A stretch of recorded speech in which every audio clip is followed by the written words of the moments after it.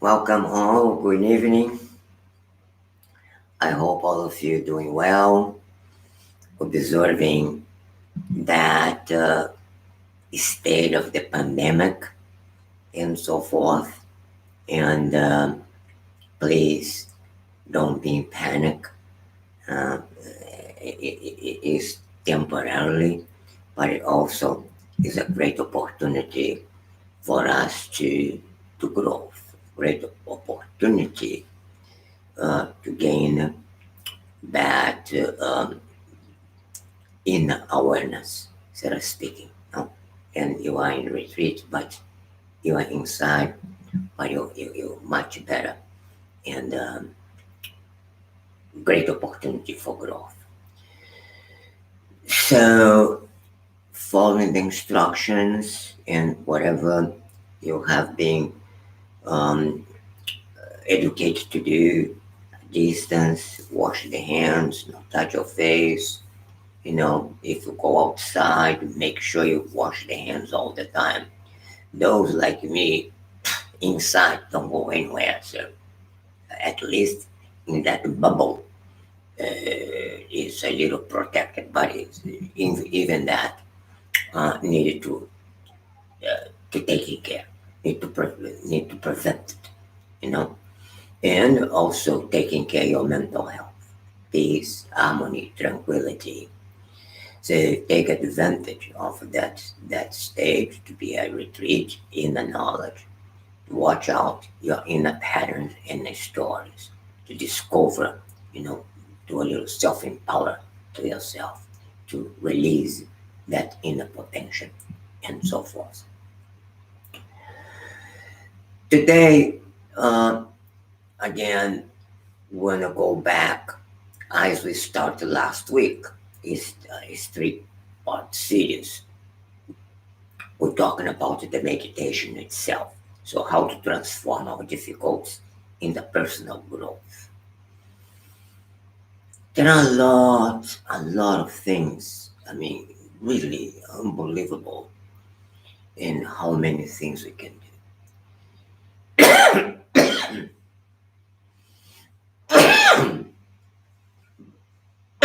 But one of the things we have to learn is understanding where my problems coming from and what is the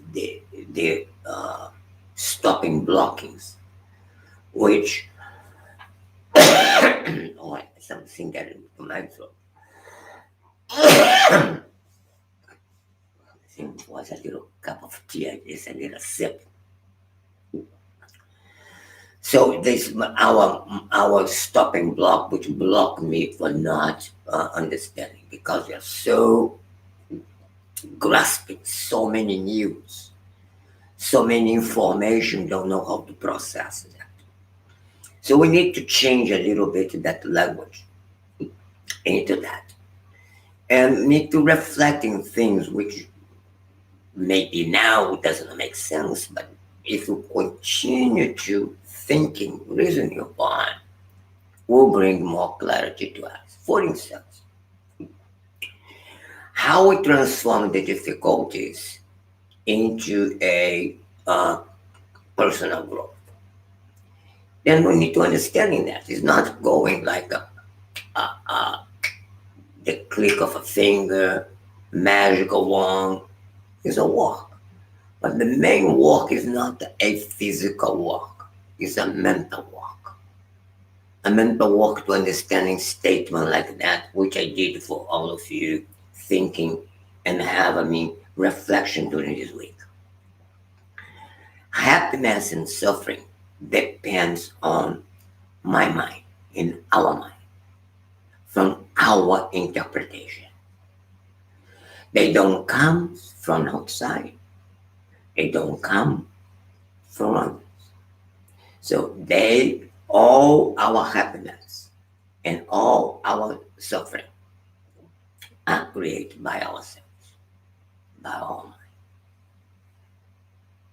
So if we really pay attention to that statement, And then we'll be able to understanding our inner pattern and inner story.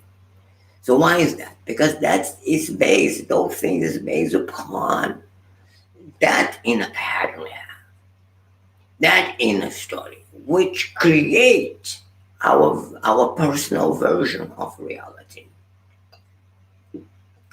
So, and that's one of the approach of the Buddhism system. I'm into that path. Is we are the one we are the one responsible for the formation who we are, of who we are. I described before our tendency to distort that natural impulses of aliveness, which is the way of living, which are no, neither good or bad, but we are like, no, we create all those discursive thoughts. And our inclination to create these distortions under the form of personal version of reality become our pattern of behavior and so forth. So generate our network of afflictive emotions. Now, we do have the capacity to use our awareness and actions to awaken our natural way of being, a natural way of acting, consequently, a natural way of becoming. Therefore, we can do it. We can use the energies and qualities of our wisdom to recognize the way we are acting in everyday life. So then, when we recognize that, and then we really pay attention, oops, no, here, yes, no, and change that, we will improve the quality of our experiences. And that is calling training the mind. It is important to do that. This is where that's one of the reasons why it is important to training the mind. One of the things I learned into this modern world, and we don't like much that. Don't like that word training the mind. We like be trained by the um, scientist and storyteller, whatever you want to call, and things. But we don't like to use those words training the mind. I don't know why. No, but anyhow. But into this process of training the mind or mind training, the first step for this training is meditation. So, and as we use meditation to do that, and the meditation, as I had been described last time, is the act of concentrating in one and on an object that empowers the mind. So, as I understanding those objects and continue to meditate upon, reflect upon, and then I'll change that network of afflictive emotions. But then, as we concentrate that and bring the mind into that power, we need two kinds of meditation: the concentration meditation and the analytical meditation. And the concentration meditations is to maintain the mind in one object to build that concentration, the inner tranquility, the strength of the mind.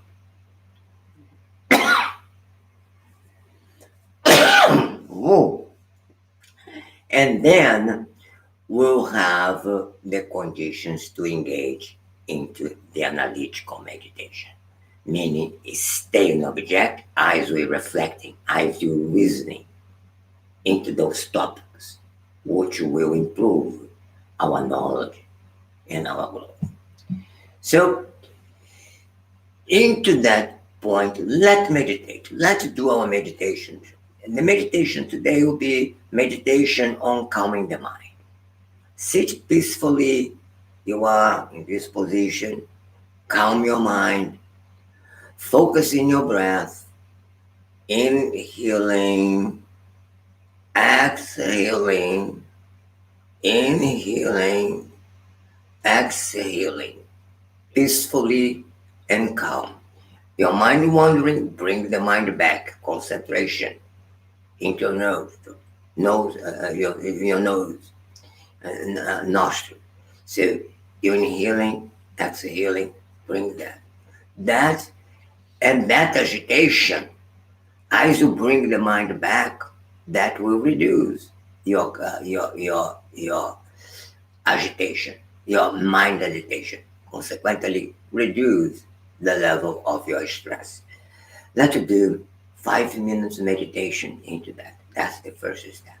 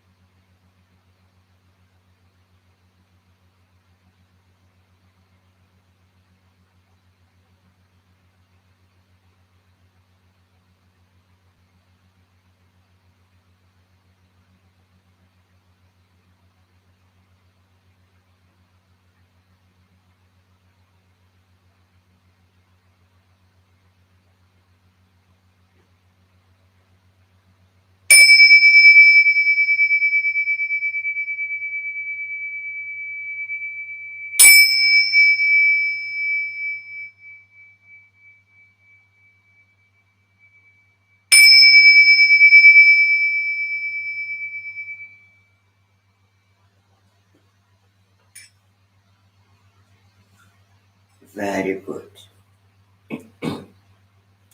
Now, let's see the subject of this week. Now, we spoke about the meditation, how the important meditation. But now let's see how we can be trained, that train of the mind, and the method of training. Basically, there are two ways for being training into that. One is the way of life. I need to examine my life. I need to pay attention what I'm doing. Not necessarily because I'm afraid of getting the mind, all the agitation, but pay attention to it. The way of being, and the being every moment. They are aware of the moment. Eyes will be absorbing our action, observe our actions,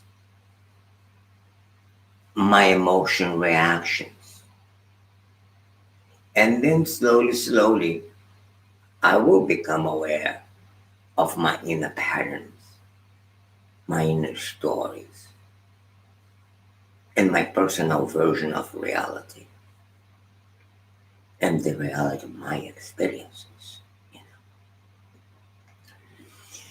A lot of the time we say, "Yeah, you don't understand me. You don't." No, I don't, because my reality is different than yours. That's why we fight a lot, because we're thinking, if I'm expressing to you one reality, or I say something for you and my experience, you assuming I know what's going on.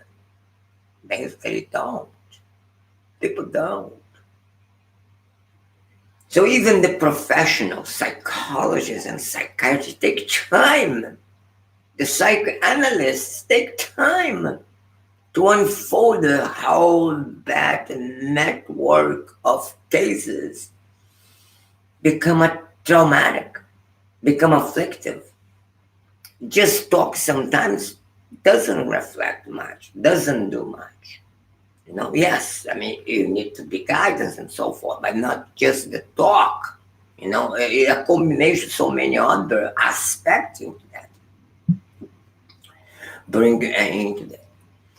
So this great master Atisha, which really brought the most teachings of training the mind to Tibet, from India to Tibet, on the 11th century, the 10th century. People in our life say, "Hey, how are you doing? You're doing good. Hey, you're doing good." And always ask, "How's your heart today? How do you feel now? How's your heart is now?" So, and then, well, to have a good heart, it means it's joyful, content, And then when we go back, say, "Hey, ciao, ciao." Try to cultivate a good heart. Because the heart is that center of the emotions. We feel very, very profound in our heart. Very tight when we get afflicted, very, how they call, afflicted, nervous, in panic. So you feel the tightness in the chest. Ooh. Stress kill people. The husband, poof, had a fulminant things, and I mean, he's instantly things and die. So why is that? Because most of our time and energy is directly towards, changing things like material possessions, or gain something direct towards this kind of grasping. Material possession, emotional security, sexual pleasure, having a good reputation, so forth and so on. So, and then we put a lot of energy into it, you know, and then we become unsuccessful, uh, uh, is unsuccessful practices, because that will not transform ourselves in happiness. It's the opposite. That's fail.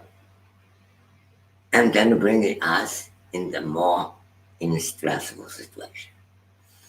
And there are three major poisons, and we get uh, afflict us, and that's accordingly to the Buddhism view into that thing: attachment, anger, and ignorance.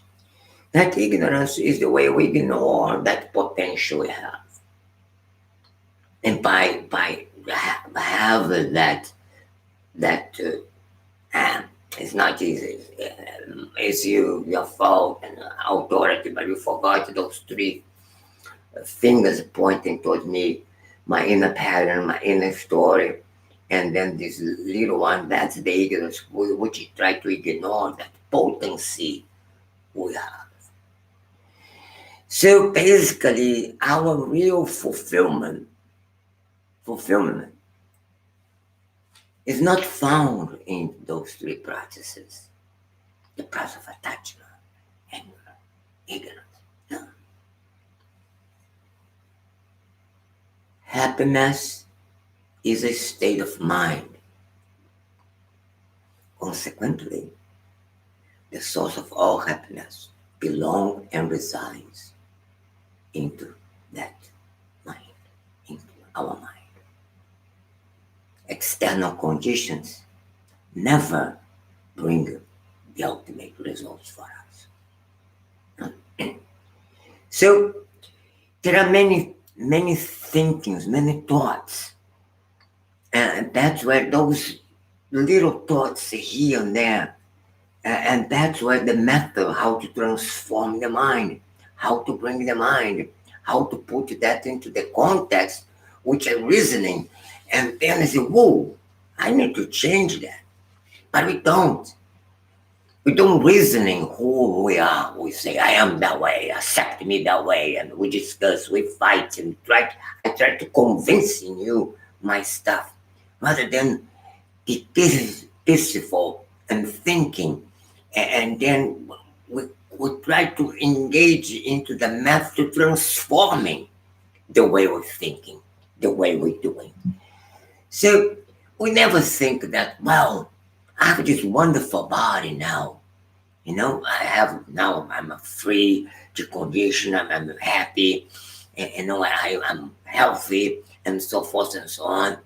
So I can do a lot into this body right now. But we don't pay attention this way. So we have this very, what I love very much. One say for his Holiness the Dalai Lama would say the following: we spend a lot of time to gain, make money and fortunate, and then there are some age we spend all that money to recover health.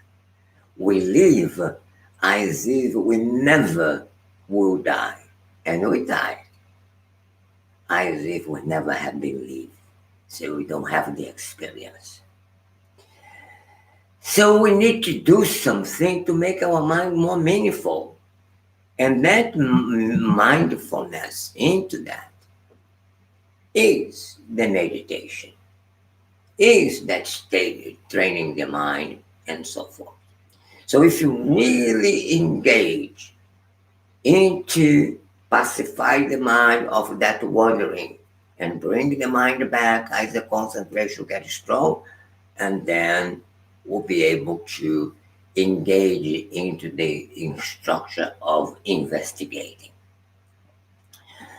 So the state of that training, there are two aspects important. One is the instructions. Learn and memorize and comprehend and understanding.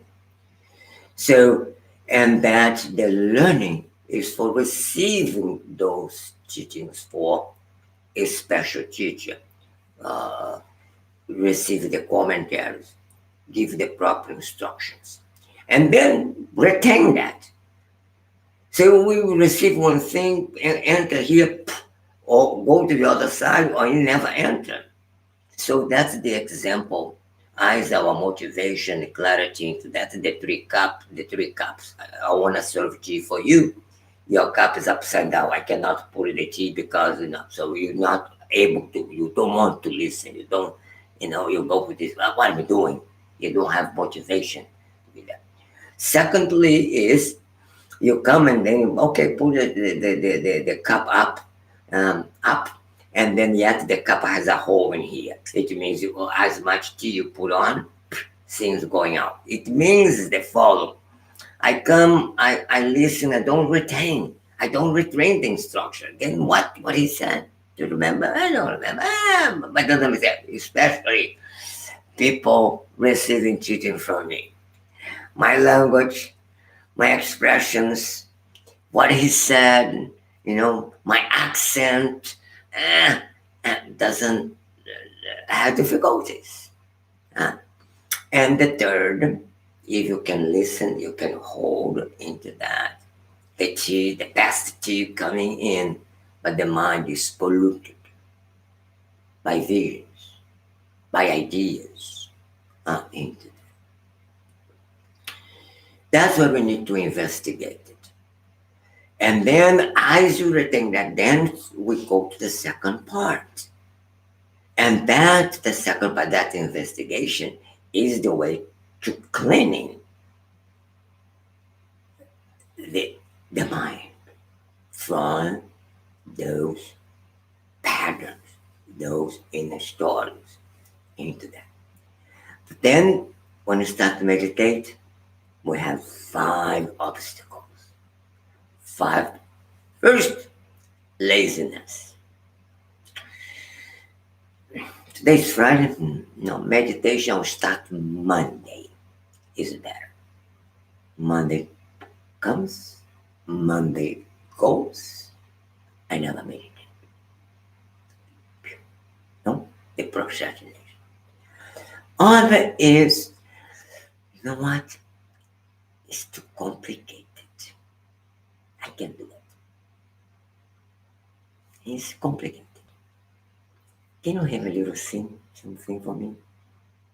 Quickly. Some actions. How can you?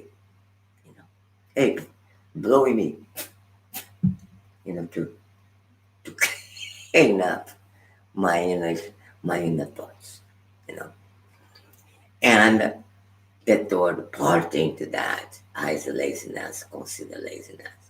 Is the thoughts of incapacity. No, I'm not capable. And assuming that incapacity. So, therefore, and that's what we get. It is one laziness itself as that label of laziness, and that was those 3 characteristics of laziness: procrastination, desire for small actions, and thoughts of incapacity.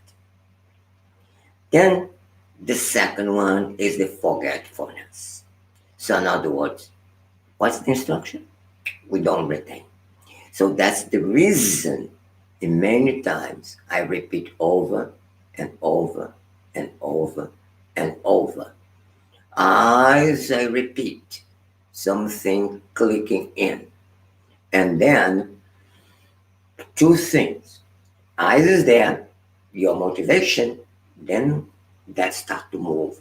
If not to have the motivation, but you still remember. I remember you say that, but doesn't mean anything either.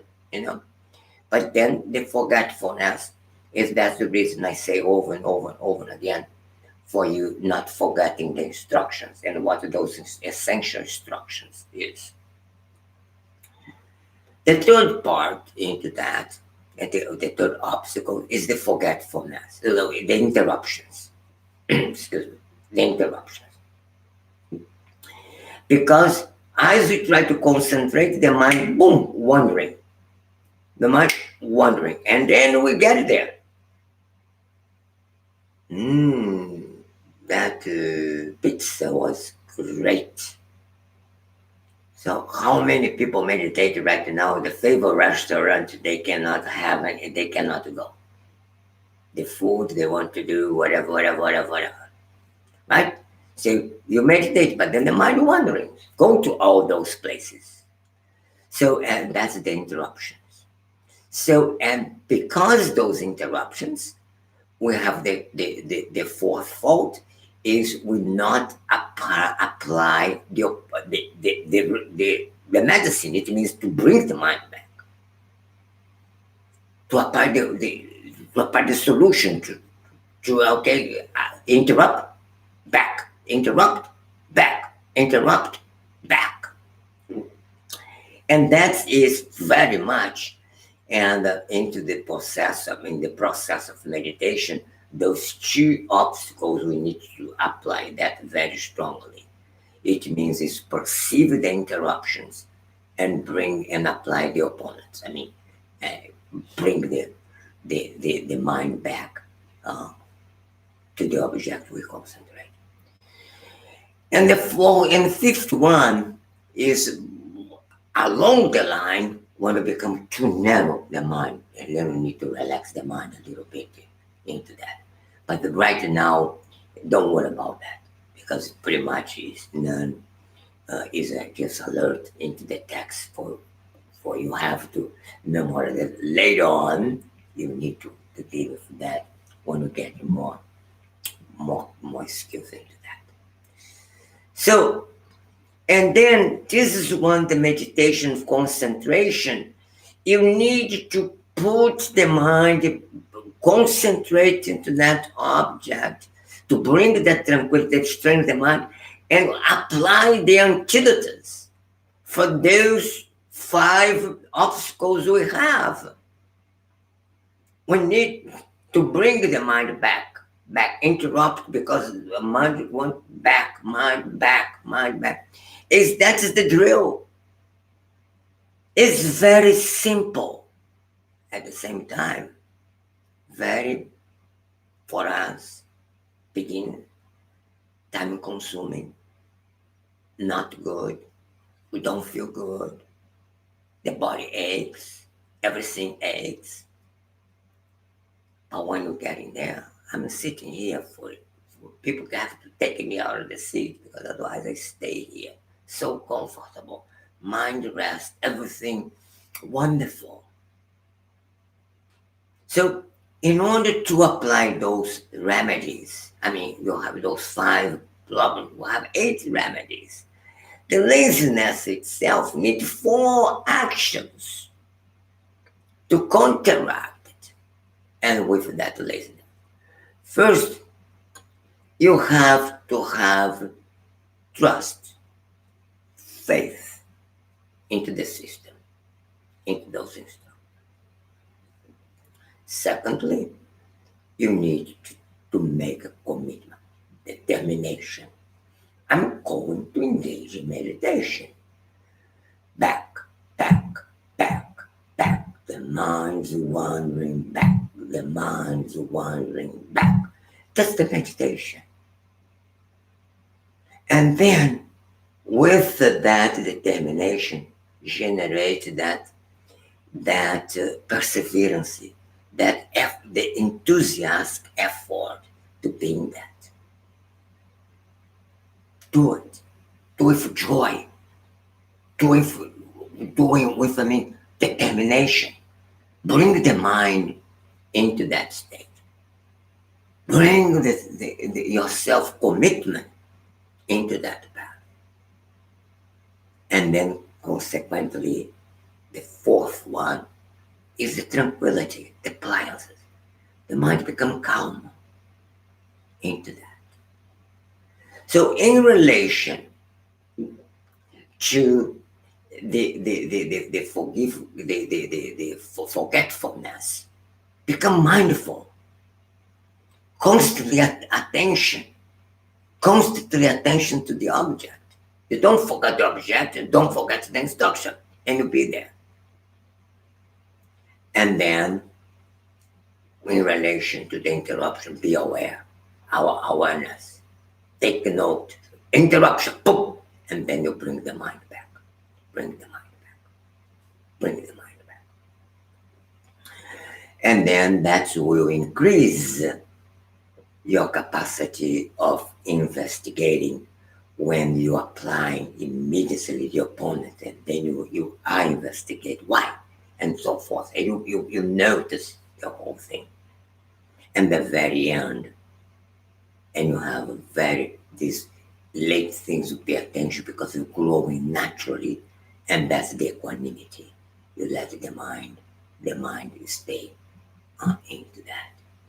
So, and that's where you really be able to bring the one who have those 5 obstacles and the 8 opponents, and those are the faults of meditation. When you balance those 2 things, the obstacles and the opponents, we gain more proficiency into that simple practices of shine, karma binding.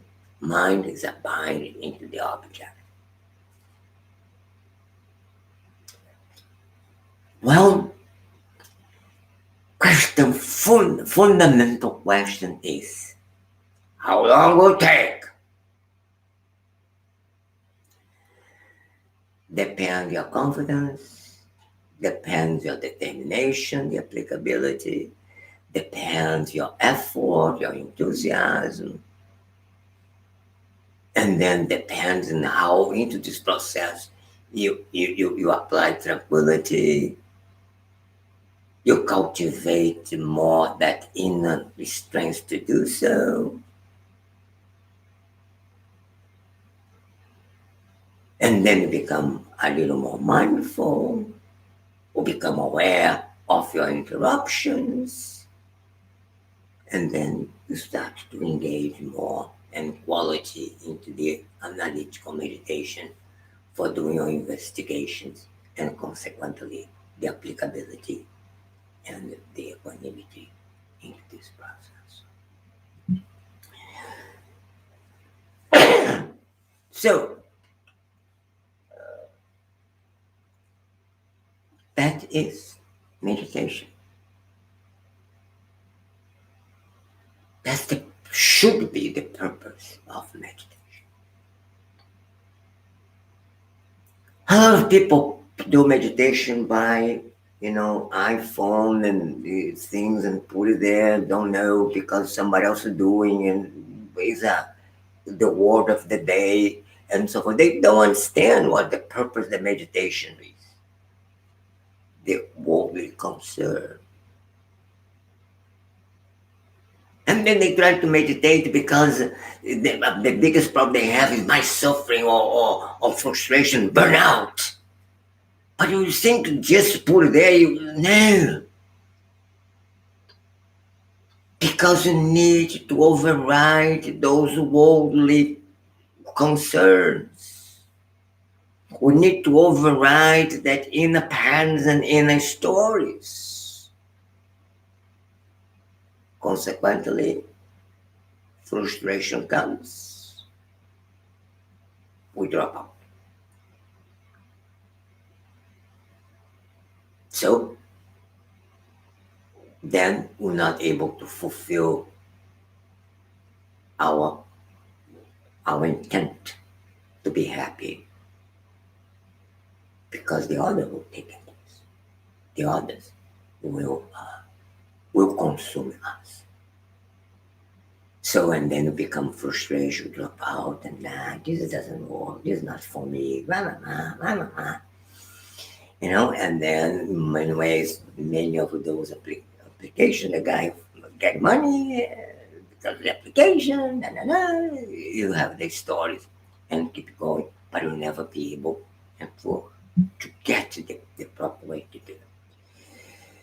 So, because from the moment of our birth, we spend tremendous energy accumulating, those things, and try to protect the body from suffering and all that.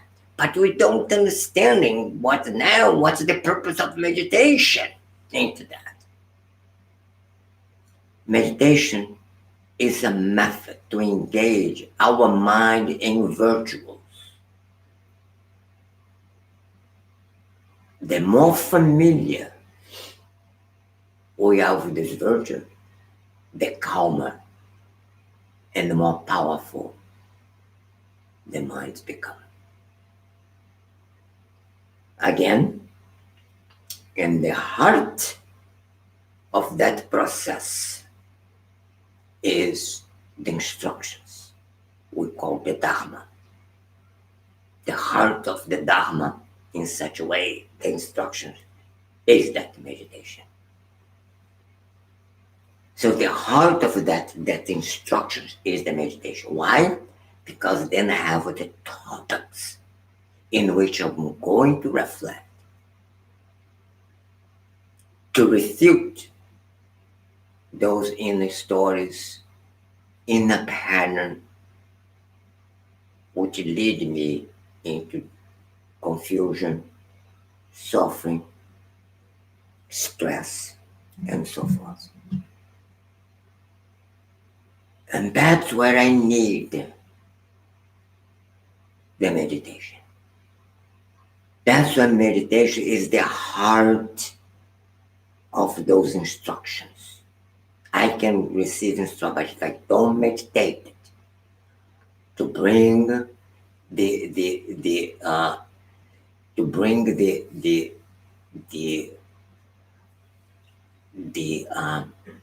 the clarity of it, is to bring the potency of it, and then we're not able to attain the analytical meditation. And that's what I need, the concentration meditation.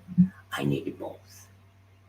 And then through the analytical meditation, I'm able to reflect and reason on the topic that will improve our knowledge and growth. So, and that's where I become familiar with the topics, familiar with the instructions, reasoning, and then applicability comes. And consequently, what I learn, what my profound visions is, what my insight is about. So, and that's where I'm into that. Again, happiness and self depends upon our mind, from our interpretation, from our point of view, because we have our personal vision of reality. They don't come from outside, they don't come from others. All our happiness and all our suffering are created by ourselves, by our own mind. It is a very important statement. It is a very important attitude into that, because then when you have that, and then you'll be able to engage into the analytical meditation properly, and that will begin the results of that, bring that peace of mind and bring, the result we want to. So then, into that case, we'll be able to see, well, I have this special human body right now, free for so many things and many well good conditions. Yeah, this is hard to get this body. We never know. Those conditions we have it. I need to do things which make meaningful. I need to do something mindful. I need to do something about that. And that is time to meditate. Commit yourself to meditate. Put your self meditation on the top of our priorities. It's more, you spend time to go to the gym, to do this, to go that, and haircut and beard cut, and see my beard growing, and eat. So I found one comb, a comb, no? One comb. And then sometimes I go like this. I have not that ever. I don't have that. You know. But then how many hours a day we spend doing that? Our hair, our beard. Beard right now is fantastic. Everybody has a beard cutting here, cut this way, cut that way, cut, all kind of beard this way, and you make this, this crawling and all that. So we spend time doing that. But we don't have 10 minutes a day to calm our mind and to bring our mind in a more peaceful way, and so forth and so on. So, last words of Friday night streaming live.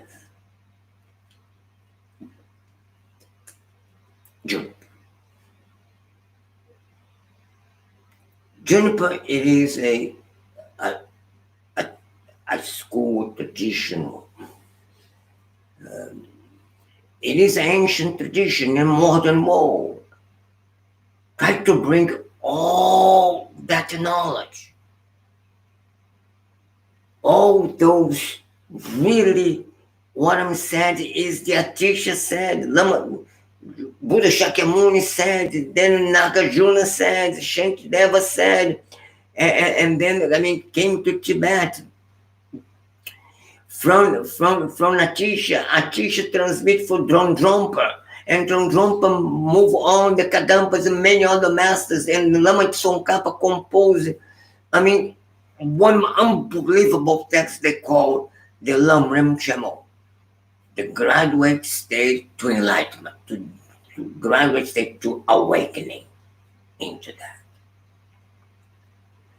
And Juniper tried to bring it to the modern world. But then it's difficult to find. And nevertheless, there are meditations, unbelievable vasticity of practices. Even we'll talk the others, which I want to cover next week, like a Vajrayana practices. Ooh. But then we have in here, hopefully, I am Segyu Rinpoche, a master lineage holder because of what was recognized. My masters say so. I try much as I can to bring people. That path for 50, 60 years. Even excuse me, no, 50 years. I lost my age, like 70, yes, 60 years, 50 years. And then I came to study transpersonal psychology. Because I always said, yes, there are a lot of psychological problems in the psychology into that. My rational mind as an engineer, but also I could see something beyond that. And then into the embassy of the United States in Rio, and I was talking with the consul. He said, talk. I said, well, why not to go to this area? Recommend me Bay Area, Berkeley, because all the Berkeley's, And I found the transpersonal schools, and I liked it, and I came. And then I was recognized and tried to do take and I learned a great deal. Unbelievable the amount of things. If I don't know nothing in relation to this rich culture. But the little I know, I'm away from the commonality of people by living well. And I believe, yes, there are much to study to become a sage, I mean, a real scholar into the philosophy. You could really think, but doesn't mean you could be an unbelievable philosopher and not have the realization. You can't have a realization with much less those high, how they call, philosophical views into that. But there are paths into that graduate path to enlightenment, which are able to gain, become a vessel to do these practices. And that's what I try to do and bring that and then generate our foundation 30 something years ago. And then in 2003, we changed the name to Juniper and become what it is and so forth. Is the new school is forming to that. But the point is this. One of the characteristics of the juniper is not to change your tradition. It's to change the way of your mind, the way of thinking. And then to give birth to this modern culture, a Buddhism tradition, that rich tradition of meditation, the inner learn to growth.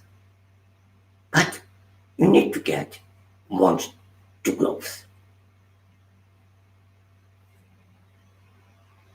Juniper can help, but you have to walk. You have to walk the door. And that door, in part, is not Juniper, it's you to becoming. And then you gain that clarity, that things. So, well, that's my words for Friday night. And thank you. Be safe. Stay well. Be happy. Have a long life. Don't forget to reflect into those words. My happiness and my suffering coming from my mind. Let myself understanding the nature of my mind unfold my inner potential for my sake and for the sake of all. And that's the way we need to pay attention to it. Once more, thank you. Have a good weekend. Have a good week. And we'll meet next Friday for the conclusion of that transform. I mean, how to transform that. So these are introductory things. And then the subsequent weeks, we go a little more, talking more into the world of the Dharma, the waking the mind, how to waking the mind, and that path of Buddhism passing for training the mind for modern world and so forth. Buddhism training for modern world and so forth and so on. Until then, be well, be happy, and then see you next week.